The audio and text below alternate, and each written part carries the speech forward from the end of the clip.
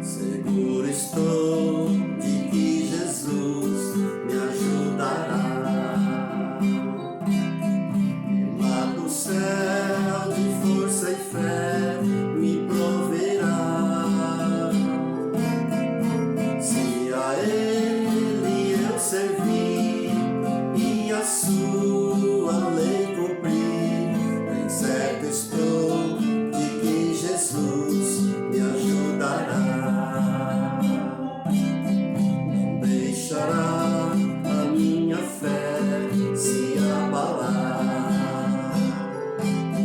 Eu seguirei ao meu Senhor sem duvidar. Com afeto guardarei a doutrina do meu Rei. Neste mundo orientará meu caminhar. Meu coração está firmado no Senhor, alicerçado nesta rocha de amor. Cristo irá me receber quando em glória aparecer. Firmado estou no meu bendito Redentor. Olá, amados, a paz do Senhor Jesus.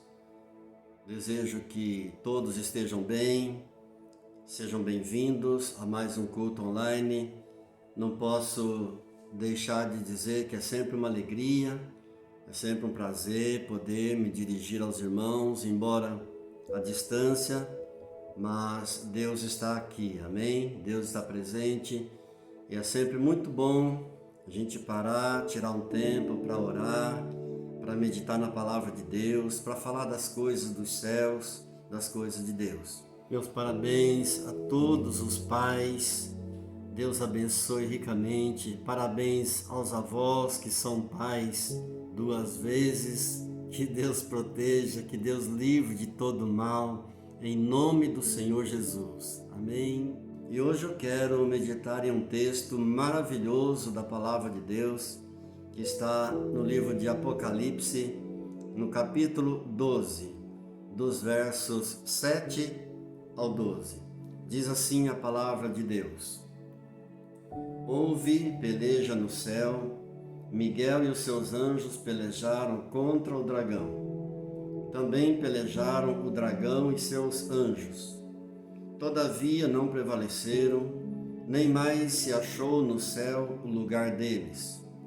Foi expulso o grande dragão, a antiga serpente que se chama Diabo e Satanás, sedutor de todo o mundo. Sim, foi atirado para a terra e com ele os seus anjos. Então ouvi grande voz do céu proclamando: Agora veio a salvação, o poder, o reino do nosso Deus e a autoridade do seu Cristo. Pois foi expulso o acusador de nossos irmãos, o mesmo que nos acusa de dia e de noite diante do nosso Deus. Eles, porém, o venceram, por causa do sangue do Cordeiro e por causa da palavra do testemunho que deram, e mesmo em face da morte, não amaram a própria vida. Por isso, festejai aos céus, e vós, os que neles habitais, ai da terra e do mar, pois o diabo desceu até vós, cheio de grande cólera, sabendo que pouco tempo lhe resta. Amém? Vamos orar.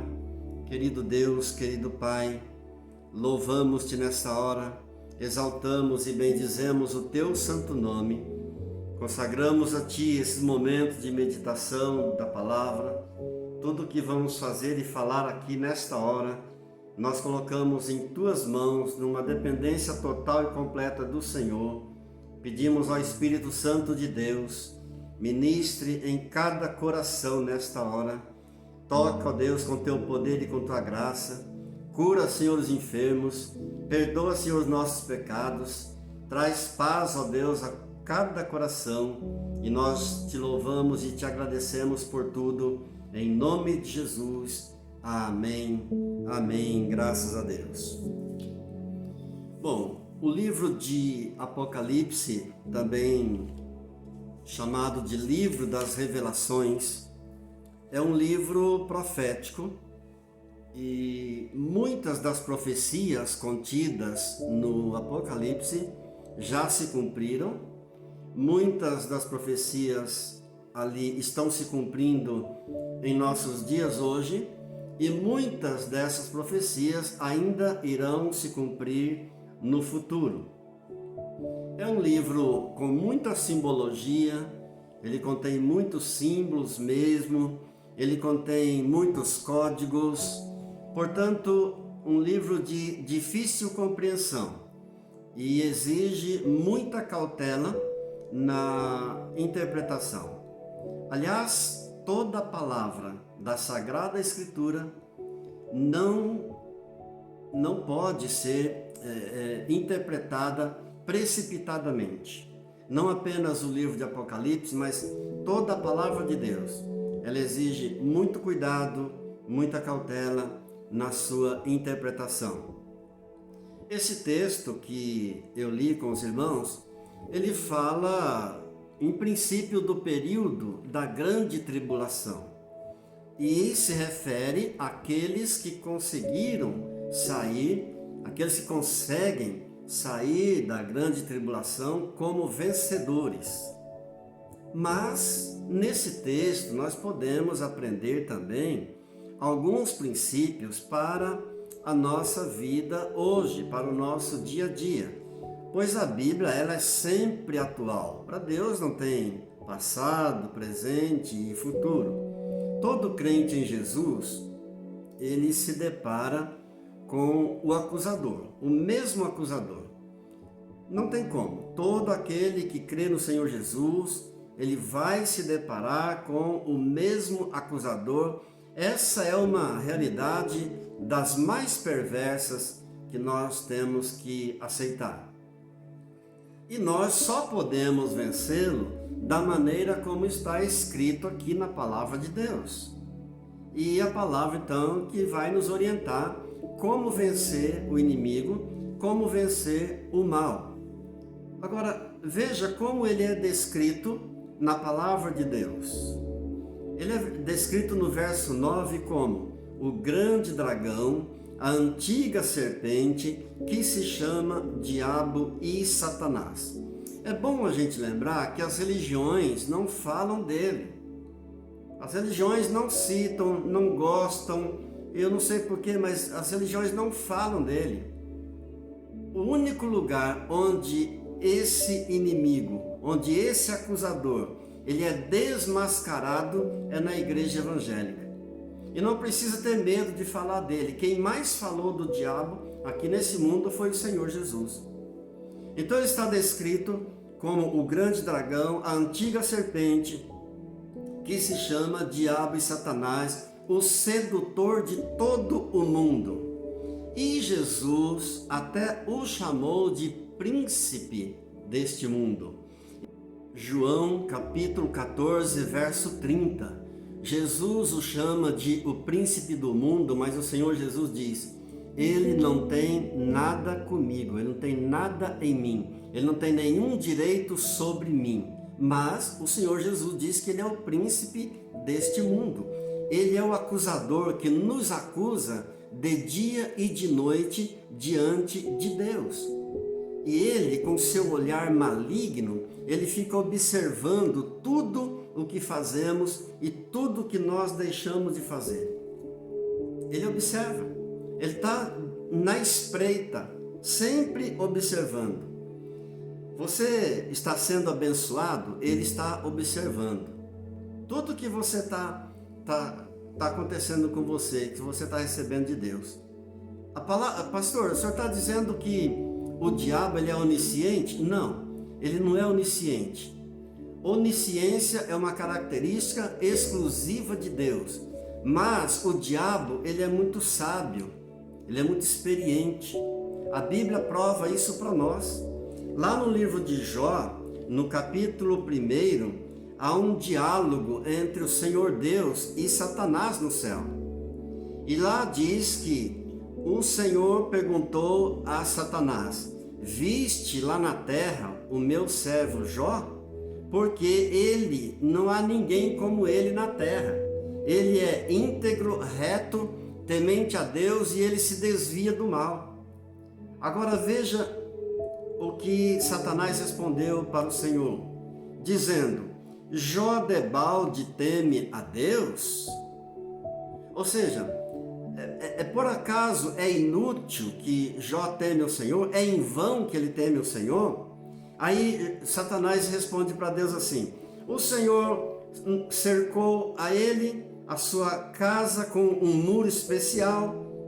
O Senhor abençoou toda a obra das mãos dele. O Senhor abençoou tudo na vida dele. O Senhor abençoou os bens dele. Note como que Satanás sabia tudo a respeito da vida de Jó. Ele é muito esperto, ele é muito inteligente, ele é muito experiente. Não é onisciente, só o nosso Deus é onisciente, mas ele pode hackear os pensamentos das pessoas. Ele fica assim na espreita, ele fica atento, fica vigiando cada um dos filhos de Deus para poder então acusar diante do Senhor Deus. Ele tem um reino, e o reino dele é organizado, é um reino de hierarquia. Ele tem agentes com funções específicas. Jesus diz em Lucas, no capítulo 16 e no verso 8, uma advertência tremenda para nós. Ele diz ali: os filhos do mundo são mais hábeis na sua própria geração do que os filhos da luz. Note, é o Senhor Jesus que diz que os filhos do mundo, ou seja, os filhos das trevas, são mais hábeis, têm mais habilidade do que os filhos da luz.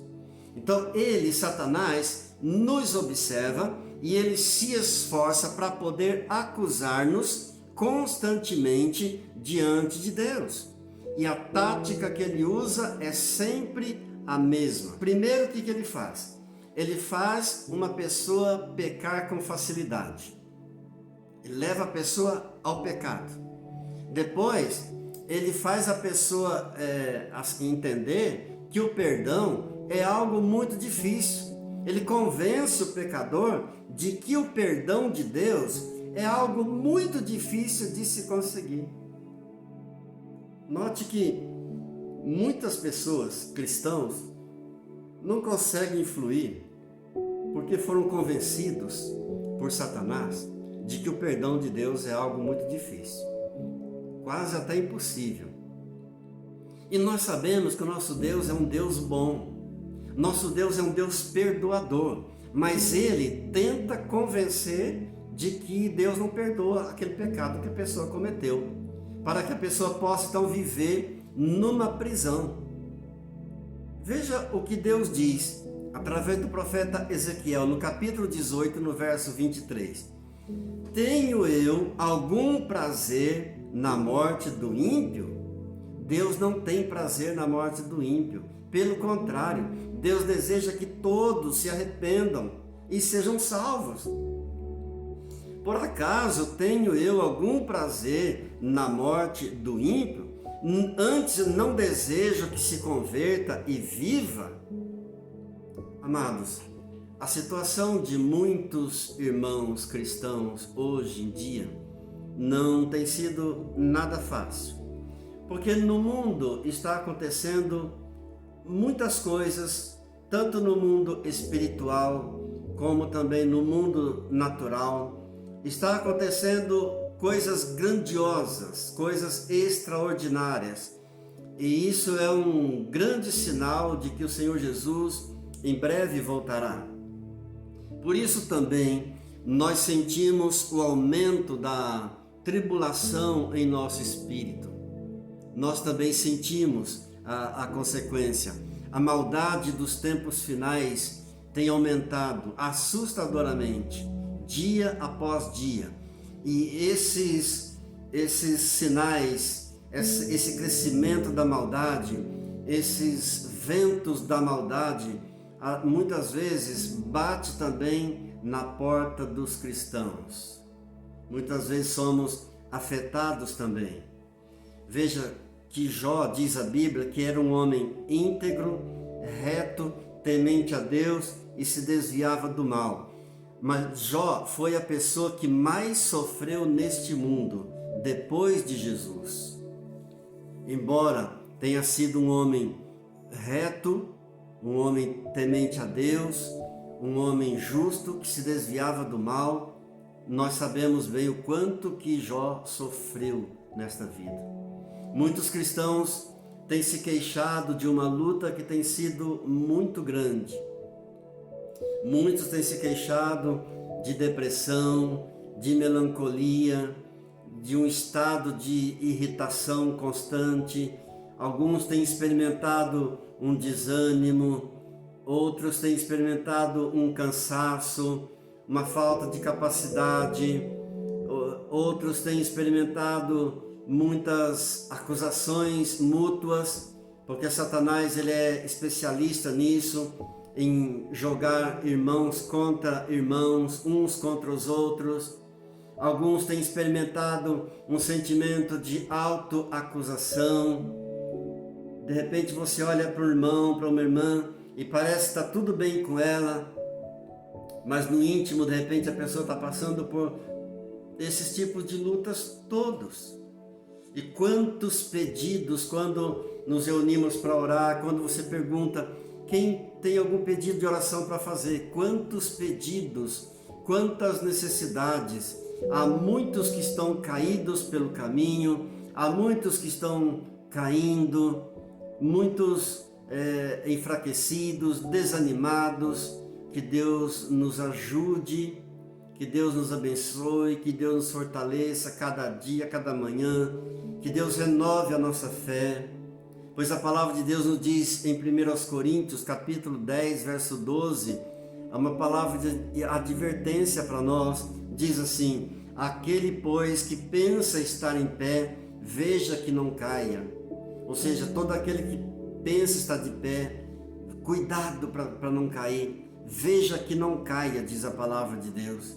E tudo isso está acontecendo por quê? Porque o Senhor Jesus virá muito em breve.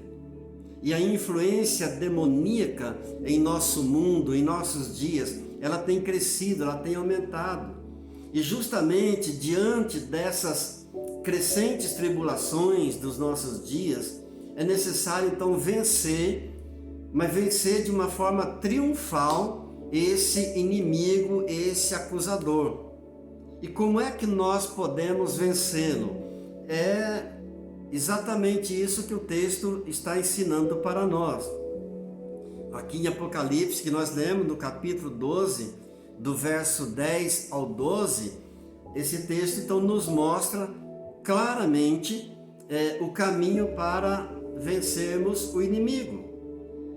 Eles, pois, o venceram por causa do sangue do Cordeiro, diz o verso 11, por causa do sangue do Cordeiro. Diante do sangue do Cordeiro, queridos, todo mal cessa. Diante do sangue do Cordeiro, toda a força do mal é paralisada. Tem que parar diante do sangue do Cordeiro. O diabo tem que parar. Ali, diante do sangue do Cordeiro, ele está vencido. Ali qualquer acusação perde a força, qualquer acusação perde o peso. O sangue de Jesus pesa muito mais forte do que todos os nossos pecados juntos. Se pudéssemos pesar os nossos pecados e pesar o sangue de Jesus, nós veríamos o quanto o sangue do Senhor Jesus, o sangue do Cordeiro, que nos purifica de todo pecado, ele pesa muito mais do que todos os nossos pecados juntos. É muito importante pensarmos nisso, é muito importante crermos nisso, é muito importante que nos firmemos no perdão de Deus que nos foi concedido por Jesus Cristo lá na cruz do Calvário. É muito importante que nós creiamos firmemente nele e que nos gloriemos no sangue do Senhor Jesus. O sangue do Senhor Jesus, que foi derramado no Calvário, é o poder contra o pecado. O sangue de Jesus derramado no Calvário é o poder que pagou a nossa dívida para com Deus. Está escrito em Colossenses, capítulo 2, verso 14: tendo cancelado o escrito de dívida que era contra nós e que constava de ordenanças, o qual nos era prejudicial, removeu-o inteiramente, cravando-o na cruz. Então o sangue de Jesus cancelou a nossa dívida para com Deus. O sangue de Jesus quitou a nossa dívida. É como se houvesse uma nota promissória, é como se houvesse um cheque em nosso nome, uma dívida a ser paga, a ser quitada. E o sangue de Jesus removeu por completo. Diga graças a Deus. E uma dívida que foi paga, uma vez que foi paga, não pode ser mais utilizada como instrumento de acusação contra nós, porque já foi quitada, a dívida já foi paga. Eles, pois, o venceram, está dizendo aí o verso 11, por causa do sangue do Cordeiro e por causa da palavra do testemunho. O testemunho que deram. Note, são três coisas importantíssimas interligadas aqui nesse versículo. Eles o venceram, os vencedores conseguiram vencer por causa do sangue do Cordeiro, por causa da palavra e por causa do testemunho que deram. Nada fica encoberto. Nenhum pecado vai ficar encoberto. A Bíblia diz em Números, capítulo 32, verso 23, sabei que o vosso pecado vos há de achar. O pecado vai encontrar o pecador, vai achar o pecador. Nada fica encoberto.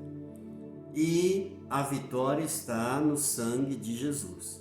É importante confiar no sangue de Jesus. É importante conhecer o poder do sangue de Jesus. Mas é mais importante ainda aplicar o sangue de Jesus no testemunho. Eles venceram por causa do sangue do Cordeiro, por causa da palavra e por causa do testemunho que deram. Um bom exemplo, um bom testemunho, ele consiste não apenas de palavras, mas de atitudes. Um bom testemunho é um testemunho dado com a vida, com o nosso viver no dia a dia, com os nossos atos, com as nossas atitudes. Um exemplo maravilhoso disso, de que um bom testemunho não consiste em palavras, é o que está descrito em Lucas, no Evangelho de Lucas, no capítulo 22, do 31 ao 34. Eu vou ler para os irmãos. Diz assim: Simão, Simão, eis que Satanás vos reclamou para vos peneirar como trigo. Eu, porém, roguei por ti para que a tua fé não desfaleça. Tu, pois, quando te converteres, fortalece os teus irmãos. Ele, porém, respondeu: Senhor, estou pronto a ir contigo, tanto para a prisão como para a morte. Mas Jesus lhe disse: Afirmo-te, Pedro, que hoje 3 vezes me negarás que me conheces, antes que o galo cante. Note, Pedro aqui está fazendo uma confissão de fé e assumindo um compromisso com Jesus. Mas o Senhor sabia que a fé que Pedro tinha era uma fé imatura. Ele era neófito. Era uma fé que ainda precisava ser desenvolvida. Muitas vezes nós passamos pela peneira da fé. Muitas vezes nós somos desafiados pela fé. E nós podemos aprender aqui com essa experiência de Pedro, podemos aprender uma lição maravilhosa. Mas creia que Jesus não vai permitir que a tua fé esmoreça, que a tua fé desfaleça. Ele não vai permitir que a tua fé venha enfraquecer, porque você foi selado por Ele. Amém? No dia que você aceitou a Cristo Jesus como teu único e suficiente Senhor e Salvador da tua vida, você foi selado com as marcas de Jesus. Ele não vai permitir a tua fé esmorecer. Jesus aqui chamou Pedro pelo nome, Simão, Simão. Quando ele chama você, você sabe. E ele te chama pelo nome. Assim como ele chamou Pedro pelo nome, ele chama você, ele chama cada um de nós pelo nome, você identifica. E a repetição aqui deu ênfase ao tratamento íntimo de Jesus e pessoal com Pedro. Quando ele diz então, Simão, Simão, ele nos chama também pelo nome. Ele te chama também pelo nome. Ele te conhece. Ele trata você também pessoalmente, individualmente. Assim ele trata cada um de nós. Ele chama pelo nome. Graças a Deus. Ele nos chama e trata pessoalmente, intimamente com cada um, individualmente. O pronome vós, aqui no texto, indica que Satanás tinha pedido permissão para peneirar todos os discípulos. Satanás tinha pedido permissão para perturbar todos. É importante notar que Satanás não tem poder para agir fora da área que é permitida por Deus. Ele tem poder de agir até onde Deus permitir. Ele não é o Todo-Poderoso. Ele tem poder, mas não é o Todo-Poderoso. Todo-Poderoso é o nosso Deus. Diga graças a Deus. Louvado seja Deus. Bendito seja Deus. Satanás não tem esse poder de agir fora da área permitida por Deus. Porque Jesus disse, Simão, Simão, Satanás vos reclamou para vos peneirar como trigo. Eu, porém, roguei por ti. Jesus particularizou a pessoa de Pedro, para que quando Pedro passasse pela prova, então ele deveria fortalecer os outros discípulos. Agora, Deus nos adverte? Sim, graças a Deus, Deus nos adverte. De que maneira Deus nos adverte? Em primeiro lugar, pela nossa consciência. Pela tua consciência, Deus adverte você. A palavra de Deus diz em Colossenses capítulo 3, verso 15: seja a paz de Cristo o árbitro em vossos corações. Se nós dermos ouvidos ao Senhor Jesus, nós poderemos distinguir claramente a voz do Senhor Jesus. Poderemos distinguir claramente o Senhor Jesus dizendo: olha, não faça isso, não faça desse jeito, não vá por ali, vai por aqui, volte, ou vá mais para frente, mude a sua atitude, deixa isso, esqueça aquilo. Se dermos ouvidos ao Senhor Jesus, nós saberemos muito bem distinguir a sua voz, graças a Deus. Graças a Deus. Em segundo lugar, o Senhor Jesus nos adverte pelas circunstâncias, pelas diversas situações que acontecem em nossa vida. Nada chega até nós sem que Deus tenha um propósito. Nada acontece em nós sem que Deus esteja no controle, sem que Deus esteja sabendo, sem que Deus tenha um propósito. Nem mesmo uma doença, nem mesmo um acidente, nem um fato marcante na vida, nem a perda de alguma coisa, nem uma situação de humilhação, nem mesmo uma situação de afronta, nada acontece em nós sem que Deus tenha um propósito, sem que Deus esteja no controle. Graças a Deus por isso. Em terceiro lugar, Deus nos adverte pela palavra. Diariamente, se você ler e meditar diariamente na palavra de Deus, o Senhor vai te advertir. Se você realmente quer ouvir Deus falando com você, você precisa ler, você precisa meditar na sua palavra. Graças a Deus.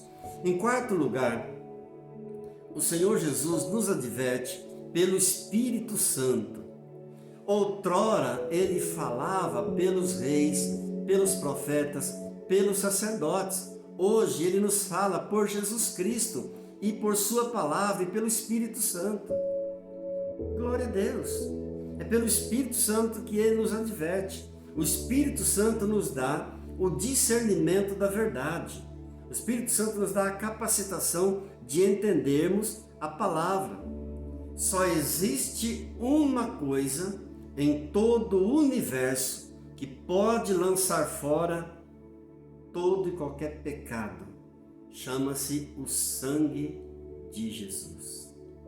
O sangue de Jesus é a única coisa que pode perdoar os nossos pecados.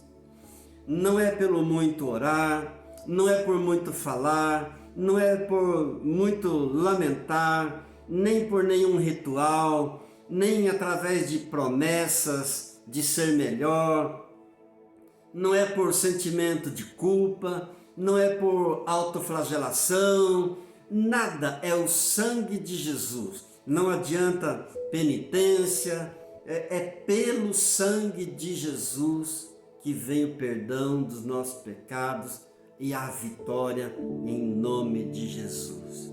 Não adianta um tempo de espera.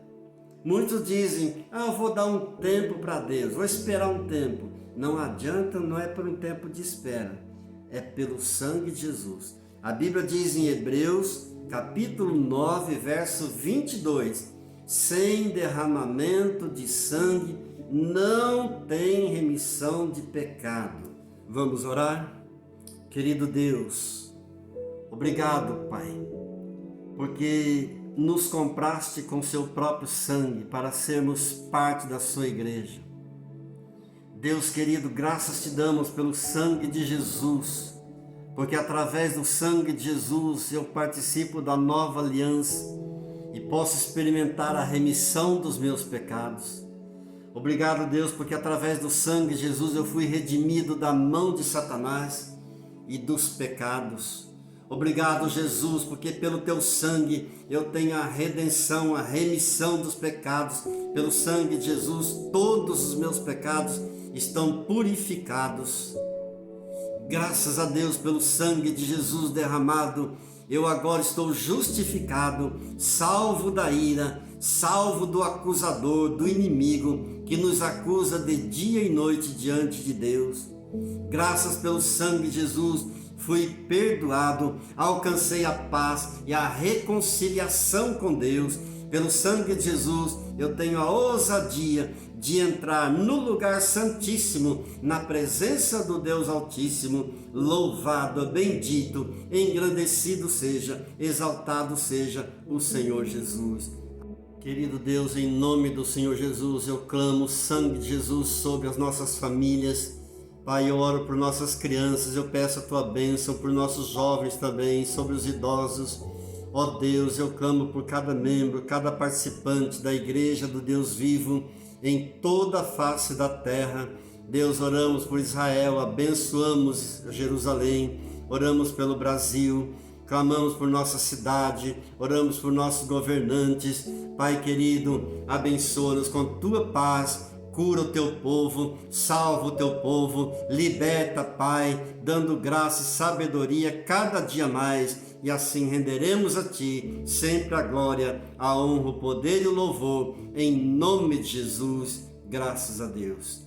Que o Senhor te abençoe e te guarde, que a paz do Senhor Jesus inunde o teu coração, que a graça do Senhor Jesus, o amor do Pai e a comunhão do Espírito Santo seja sobre a tua vida, sobre a tua casa, sobre a tua família, agora e para sempre. Amém.